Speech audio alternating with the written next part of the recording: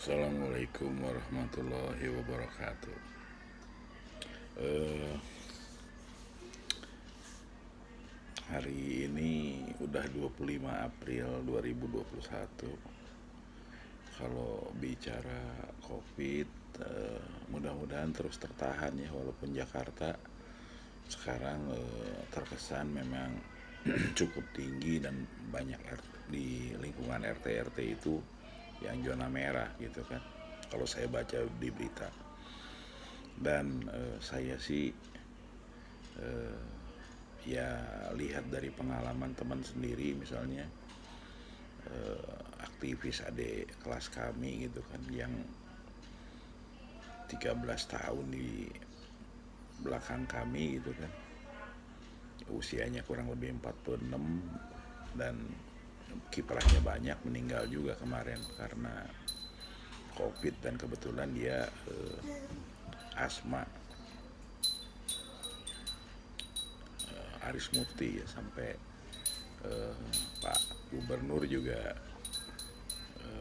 datang kepada keluarganya, kemudian juga mengucapkan belasungkawa dan menyemangatinya. Jadi nyata COVID ini, walaupun ada lagi juga yang lain yang masih menyatakan bahwa sebaliknya gitu. Cuman saya kira makin banyak orang yang sadar bahwa COVID ini memang berbahaya.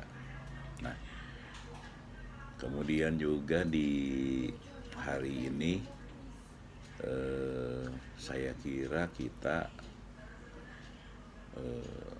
berduka ya kalau melihat indikasi ditemukannya kepingan kapal selam itu gitu. Walaupun saya tentu tidak ahli ya dalam hal itu. Nah, yang saya mau sampaikan di pagi ini, saya turut berduka cita yang sedalam-dalamnya atas gugurnya 53 patriot bangsa ini.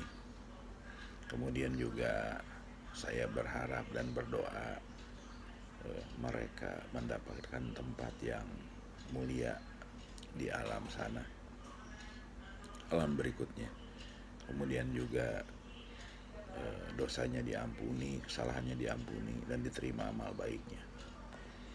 Sementara di sisi lain, semoga keluarganya juga diberi kemudahan dan keringanan. Khusus pada edisi ini, saya ingin menyatakan untuk prajurit yang gugur itu, yang 53 gugur itu, paling tidak mereka satu keluarga diberikan 1 miliar rupiah, paling tidak. Barangkali untuk membeli rumah atau bahkan lebih juga misalnya. Tapi intinya mereka harus beli rumah, atau ada uang untuk rumah, atau ada uang yang bisa digunakan untuk kebutuhan mereka yang kita nggak pernah ngerti ya. Tapi kurang lebih paling sedikit itu 1 miliar per orang, per keluarga. Atau juga misalnya mau diberikan berdasarkan jabatan atau apa, tapi intinya adalah harus ada yang diberikan dengan jumlah yang cukup. Kemudian yang kedua, kalau itu sama misalnya 1 miliar atau 2 miliar, kemudian yang kedua itu untuk keluarganya itu setiap bulan paling tidak diberikan 3 kali gaji yang selama ini mereka dapatkan, dan setiap tahun naik karena mereka harus dianggap sebagai pensiunan purnawirawan karena gugur itu, malah pahlawan gitu kan, jadi diberikan gelar pahlawan juga. Kemudian yang ketiga, mereka sakit dan sekolah itu harus ditanggung negara, keluarga itu. Kemudian yang keempat, jika mereka masuk untuk menjadi anggota TNI, Polri, itu cukup tes kesehatan saja dan mereka otomatis masuk. Semoga ini didengar oleh para petinggi TNI, kemudian juga sampai kepada Pak Mahfud dan Kiai Haji Maruf Amin, juga Presiden Jokowi. Ini kelihatannya sederhana, tapi menurut saya sungguh penting, karena kita tahu bahwa separatis, kemudian yang coba-coba juga termasuk teroris dalam bentuk kekerasan itu masih terjadi. Dan saya ingin menyampaikan ini juga harus dijadikan momentum penghargaan kepada siapapun, TNI Polri maupun sipil yang diberikan tugas untuk menjaga kedaulatan negeri ini. Jadi ketika kemarin ada yang KKB tertembak gitu kan, kemudian bertempur di sana gugur, itu juga harus diperlakukan seperti yang saya sampaikan tadi, usulannya begitu. Jadi negara ini harus semakin jelas memberikan penghormatan, penghargaan kepada para patriot bangsanya, supaya terjaga keutuhannya dan semuanya mengarah ke arah yang lebih baik. Teman-teman, Bapak Ibu sekalian, adik-adik dan anak-anakku, kita harus jujur bahwa pemerintah tentu sedang melakukan berbagai hal yang saya persepsinya itulah yang mereka punya yang terbaik. Walaupun saya kira banyak yang tidak puas dan banyak yang mengkritik. Dan itu penting, kritik dan ketidakpuasan itu diungkapkan supaya itu menjadi cermin ya bagi pemerintahan sekarang dalam rangka memperbaiki dan mengukur kinerjanya, karena tidak ada yang lebih baik sebuah program kerja yang sedang dilakukan atau yang sudah dianggap selesai ketika tidak ada evaluasi atau monitoring yang objektif dari orang lain yang merasakannya. Jadi itu penting. Nah, di dalam kerangka ini, kenapa tadi saya bicara demikian serius tentang prajurit TNI Angkatan Laut yang gugur itu, kita melihat di sisi yang lainnya hari-hari ini itu betapa luar biasanya pengkhianatan yang masih terus terjadi. Apakah itu korupsi yang dilakukan oleh orang-orang yang sesungguhnya sudah sejahtera, kemudian juga para aparat penegak hukum melakukan hal-hal yang justru merusak hukum dan kewibawaan negara, juga pemberian izin atau konsesi kepada pihak-pihak yang sesungguhnya tidak boleh dilakukan. Itu kan termasuk di persoalan perampasan tanah, kemudian juga pemberian izin-izin lainnya ya, apakah di hutan, kemudian di tambang, kebun dan lain-lain. Termasuk juga memotong masa tahanan pada orang-orang yang jelas merugikan negara. Nah, soal ini itu memang kita harus lebih tajam lagi. Itu kan ada yang memang terjebak karena dia merasa ingin sukses dan bertanggung jawab, kemudian terkena kasus. Atau juga misalnya orang-orang yang ketika diteliti sebetulnya banyak kasus-kasusnya, dan kebetulan saja yang terungkap hanya satu kasus. Ini tentu berbeda. Tetapi kembali saya ingin sampaikan, negeri ini perlu dijaga dan terus diperbaiki. Teman-teman semua, Bapak Ibu sekalian, adik-adik dan anak-anakku, kita harus belajar dari zaman yang pernah terjadi di wilayah ini. Sungguh sangat jelas dan nyata ketika misalnya sejak VOC masuk ke sini, kemudian juga pada ujung-ujungnya pemerintahan Belanda yang melakukan proses pengaturan di wilayah Nusantara ini, itu sesungguhnya di mata masyarakat ketika itu seperti para pangeran, priai, dan orang-orang kita sendiri, karena mereka juga sesungguhnya takut kalau berhadapan dengan rakyat secara langsung. Ini penting saya ulang dan menjadi sebuah kesadaran, karena sekarang pun sesungguhnya ketika masyarakat tahu bahwa tanah-tanah mereka dirampas, kedaulatan mereka sebetulnya sedang dihabisi, dan itu sesungguhnya bukan untuk kepentingan negeri dan bangsa ini, saya yakin perlawanan rakyat akan terjadi di seluruh negeri, dan itu tidak akan pernah bisa dihentikan,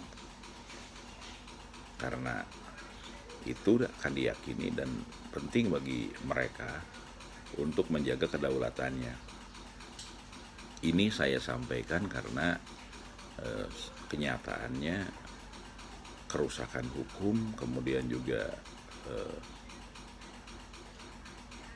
tanah-tanah rakyat yang diambil, kemudian juga menjadi tempat-tempat yang memang lebih mewah, lebih rapi, lebih teratur, tetapi kepemilikannya beralih dan bisa beralih ke negara-negara asing. Itu belum disadari rakyat bahwa ini sebetulnya bagian daripada proses aneksasi yang sesungguhnya berbahaya jika terus dibiarkan bertahun-tahun dan ujungnya rakyat terpinggirkan dan terusir. Kita tentu tidak pernah anti terhadap investasi, apalagi kerjasama dan bersama-sama. Tetapi dengan alasan pembangunan di mana rakyat terusir, dimiskinkan, dimarginalkan, bahkan diintimidasi dan mengalami tindakan kekerasan, saya kira tidak ada sebuah negara pun, bangsa maupun masyarakat yang akan pernah menyetujuinya. Jadi pembangunan itu harus memakmurkan, harus meningkatkan taraf hidup dan membuat adil dan makmur serta bangsa ini lebih beradab. Pembangunan tidak boleh memiskinkan, saya ulang, tidak boleh memarginalkan, apalagi membuat masyarakat kehilangan kemerdekaannya. Bapak Ibu sekalian, mari kita lihat dan renungkan sedalam-dalamnya betapa luar biasanya anak-anak muda dan patriot itu berani mengorbankan jiwa dan raganya untuk menjaga negeri ini. Dan saya kira itu bukan hanya sekedar sesuatu yang sederhana, karena dalam tahapan tertentu di negeri ini sesungguhnya banyak sekali pekerjaan yang seperti itu yang tidak terlihat oleh masyarakat. Tetapi menjaga kedaulatan, kemerdekaan, dan keamanan negeri ini sesungguhnya tidak mudah, dan itu butuh pengorbanan yang sungguh luar biasa. Nah, oleh karena itu pagi ini saya ingin menyampaikan tidak ada pilihan untuk menjaga negeri ini adalah kalau para leluhur kita menyatakan hankam rata atau perang, atau kalaupun perang kita akan perang semesta. Perang tiada habis, tiada akhir sampai musuh itu pergi dari negeri ini. Nah, oleh karena itu jangan pernah kita karena kepentingan keserakahan, kepentingan kekayaan untuk pribadi dan kelompok-kelompok mengundang para penjajah itu dengan pola-pola yang sesungguhnya membuat terjerat dan tidak akan pernah mudah untuk bisa mengembalikan kemerdekaan itu sendiri. Saya ulang, negeri ini, saya sendiri itu tidak anti investasi, malah dengan siapapun kita bekerja sama, berdagang, berusaha itu wajib dan penting. Kemudian juga jangan pernah ada rasial, diskriminasi, kemudian atas beda suku, beda agama, dan beda bangsa, dan lain-lain. Karena Tuhan sesungguhnya sudah menciptakan kita ini berkaum-kaum. Jadi itu adalah sikap hidup ya yang sudah ditulis oleh leluhur kita, para pendiri republik ini sebagai Bhinneka Tunggal Ika. itu harus tercermin dan diwujudkan dalam kehidupan kita sehari-hari. Dan kita juga didorong untuk menjadi bangsa yang beradab dengan falsafah hidup Pancasila itu gitu kan, ketuhanan yang Maha Esa, kemanusiaan yang adil dan beradab, persatuan Indonesia, kerakyatan yang dipimpin oleh hikmat kebijaksanaan dalam permusyawaratan perwakilan dan keadilan sosial bagi seluruh rakyat Indonesia. Jadi bangsa Indonesia itu sudah jelas arahnya menjadi bangsa yang berbudi luhur dan beradab. Dan kita sesungguhnya diberi tanggung jawab yang besar oleh para leluhur bangsa ini untuk ikut menjaga perdamaian dunia. Oleh karena itu, semoga kemarin ya itu ada pertemuan ASEAN di Jakarta, bangsa kita terutama Ibu Retno dan Pak Jokowi semoga bisa ikut membantu perdamaian di Myanmar. Dan itu saya sampaikan juga di channel YouTube saya ini, sampai 16 episode soal Myanmar itu, yang intinya adalah ketika kekuatan seimbang maka kehancuran akan terus terjadi, semakin meluas. Begitu juga perpecahan. Nah, karena sekarang terkesan seimbang, maka yang paling baik adalah duduk di meja perundingan, kemudian menyelesaikan itu berdasarkan akal sehat dan nurani, yang tentunya harus sangat menjaga negeri tersebut dan anak-anak bangsanya. Pertanyaan sederhana adalah kenapa bangsa Indonesia ikut dalam persoalan tersebut? Sederhana sekali, karena bangsa Indonesia itu oleh para leluhurnya diberikan pesan untuk ikut menjaga perdamaian dunia.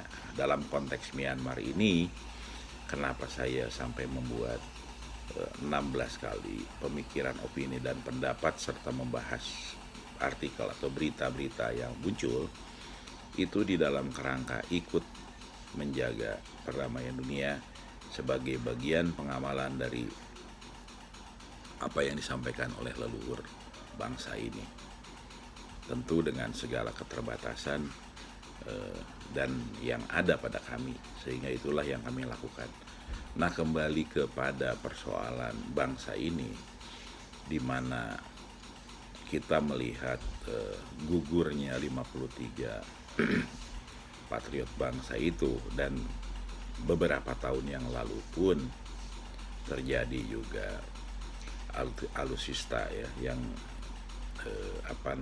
dikesankan, dipersepsikan sudah berumur lanjut gitu kan, yang jatuh. Maka kita harus lebih fokus untuk memperbaharui sistem pertahanan persenjataan kita ini. Dan saya kira silakan mengevaluasi sendiri sekeliling negara kita, bagaimana alutsistanya, bagaimana di negara ini. Kemudian juga tentu kita mengevaluasi ini bukan di dalam kerangka kita akan menjadi bangsa penakluk, tetapi kita harus melakukan hal tersebut di dalam rangka menjaga kedaulatan negara ini.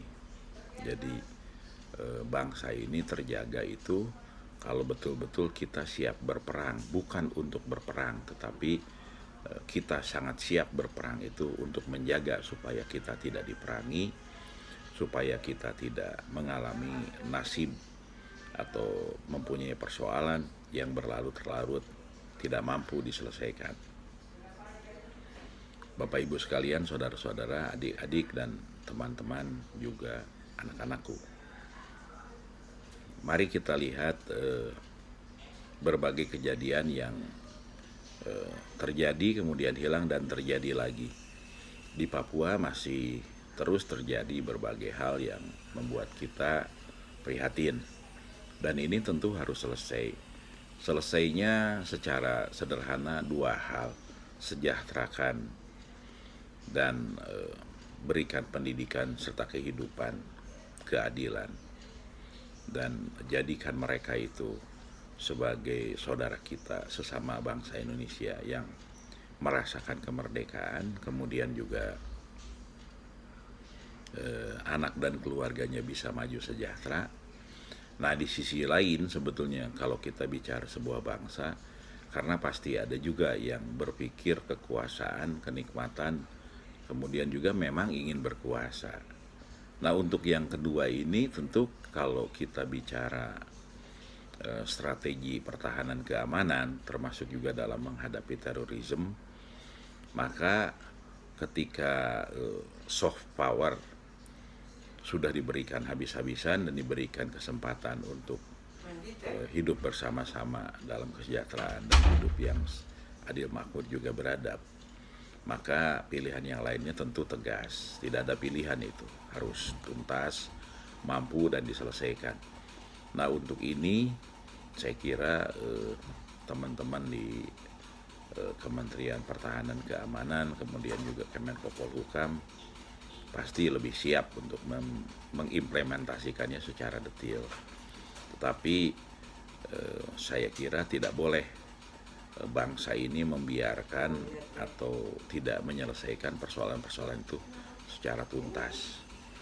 Nah, yang paling sederhana dari semua apa yang disampaikan pagi ini, bangsa ini harus mendorong ke arah perbaikan dan semua hal yang menjadikan itu lebih baik. Nah, maka mari kita hormati, mari kita muliakan 53 patriot bangsa yang gugur di dalam laut itu, dalam laut yang dalam itu, supaya juga kita memberikan penghormatan dan kemuliaan kepada anak-anak bangsa, patriot bangsa yang telah gugur juga maupun yang akan gugur ketika membela bangsa dan negara ini. Jangan sia-siakan, apalagi kita melupakannya, karena dengan memuliakan mereka, dengan menjaga mereka, akan makin banyak anak-anak bangsa yang menjaga negeri ini. Sebaliknya, ketika kita melupakan dan menafikannya, sebetulnya penyakit itulah yang dulu pernah terjadi di orang-orang terhormat di leluhur kita ini, dan itu sebuah kesalahan di mana mereka ingin hidup nikmat, tidak bekerja keras, hanya mendapatkan kenikmatan dari penghasilan orang lain, yang ujung-ujungnya mereka semua mengorbankan masyarakat dan orang-orang hidup yang di wilayah Nusantara ini menjadi terjajah. Itu tidak boleh terulang lagi, dan saya kira marilah kita terus jaga bangsa ini untuk tetap berdaulat, tetap bersatu, kemudian juga menjadi bangsa yang maju. Kekurangan dan kekurangan itu pasti harus diperbaiki, dan kelebihan itu harus disyukuri juga, diteruskan. Saya kira demikian. Terima kasih. Assalamualaikum warahmatullahi wabarakatuh.